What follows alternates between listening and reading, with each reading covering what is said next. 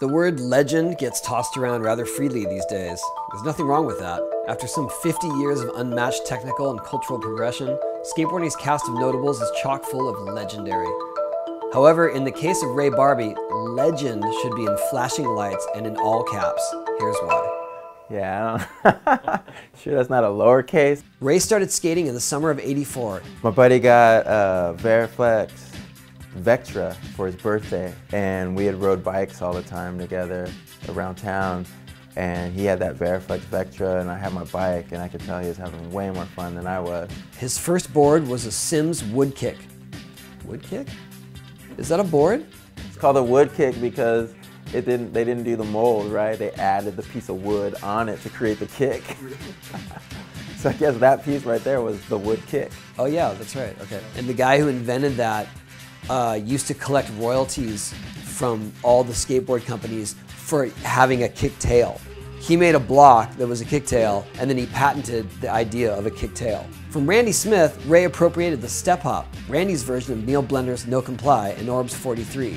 Randy was the first one that I seen, he called them step hops, but Randy was the first one that we seen do it off the ground like an ollie, right? And so you use this part of your leg to bounce, you know, to level the board out.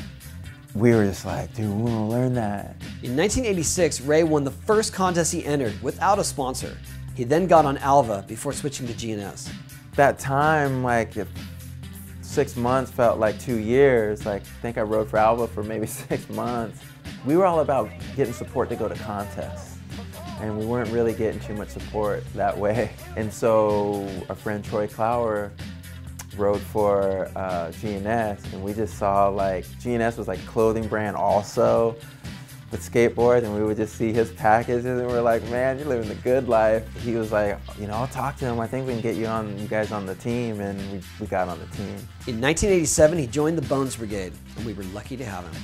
I'll never forget, it was the end of the contest, Andy Howell won, and everybody was starting to filter out. You know, it's in the velodrome, so you're like in this dome area, right? And everybody's filtering out and you're leaving. And I saw like Chet with Stacy like on the other end, and I saw Chet pointing and then walking, and I was kind of like, it was kind of one of those ones like, and I just was standing because I was still waiting for my friend, and then looked back, and then there's Stacy and Chet, and then Stacy introduced himself and was like, hey, would you like to ride for Powell Peralta? And then I was like, okay, I've got to believe this. Adding to technique, flow, and style, Ray also brought a hefty serving of diversity, which up to that point had been a predominantly white bread pastime. Unlike the neon glam beach volleyball styles of the 80s vert scene, Ray's casual attire and cruising lines through the LA sprawl set the table for city kids of all stripes and colors to make skateboarding theirs. What do you got against the volleyball styles of 80s vert scene, anyway? Like growing up in the 80s, skating vert, it's like you had to know the guy who knew the guy that had the ramp. Street skating comes around, and now it's like all we need to do is get a skateboard and we can have fun, go skate. That's what changed things. He kind of broke down racial barriers. There was no race with Ray. Now it's like he was a little bit punk rock, he had the guitar thing and the music thing going, but he was black, you know, so he crossed all lines, and it really opened my mind. By the time Public Domain came out in 1988, Stacy Peralta knew he had found something special. It's tough to be like, yeah, I was special.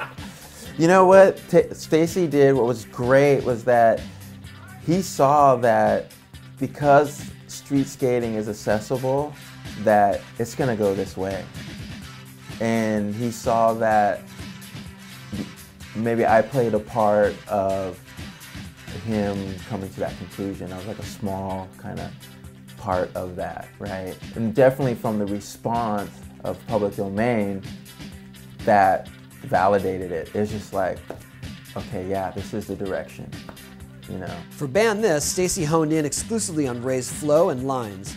A lot of the way we went out and filmed those video parts, it was just, for lack of a better term, it was just organic. Stacy would see the shot and be like, hey, let's get out and skate this. And it was more of like, is this setting nice?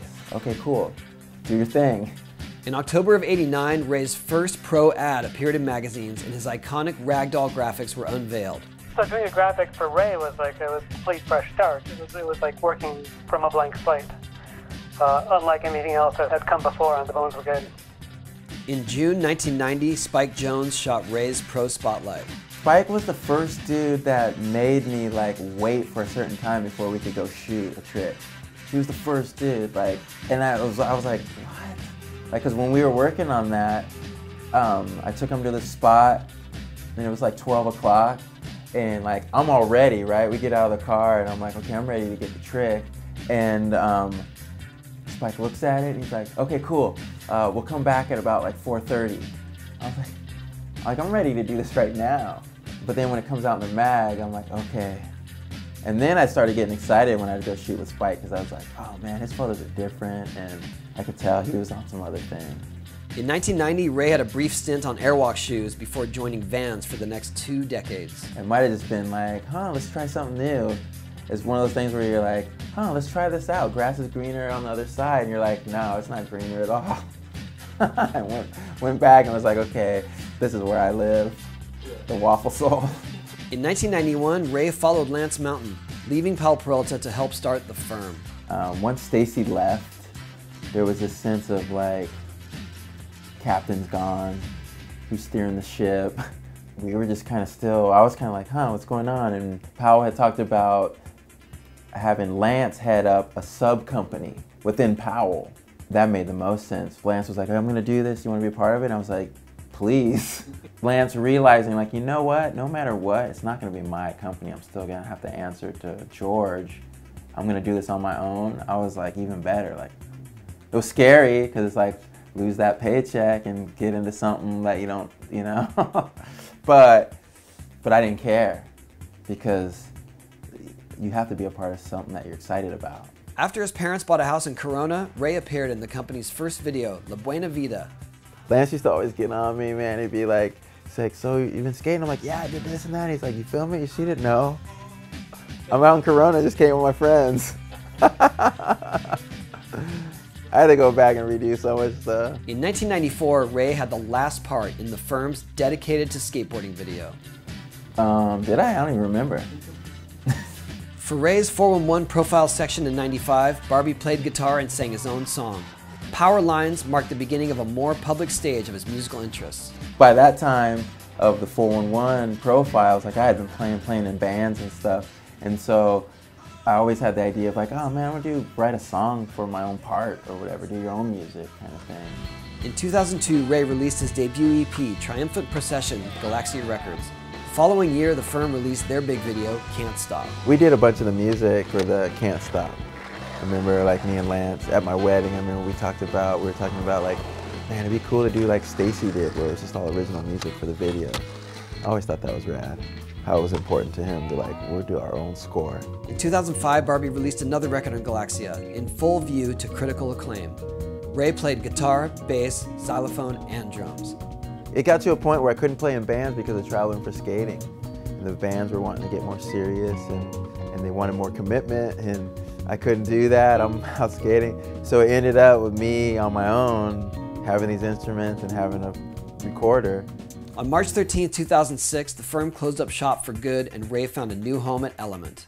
You know, so when Lance pulled the plug on the firm, that was like, that was a loss. But man, I can't say enough about what I learned through that experience, what we went through during the ups and downs of the firm. And thankfully, Element saw worth in what I could bring to what they're doing and gave me an opportunity to be a part of the team. And so I definitely didn't want to go anywhere else, in the sense of I didn't want to leave skateboarding. Around that time, Ray also got sponsored by Fender Guitars.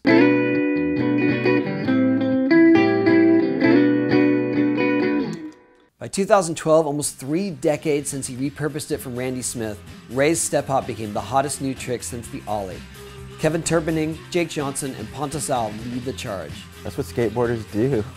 Get sparked off by an idea and then you run with it. And I think that's what I appreciate the most about skateboarding, is it doesn't just emulate, like it creates something from it, like use it as a launch pad to go somewhere else.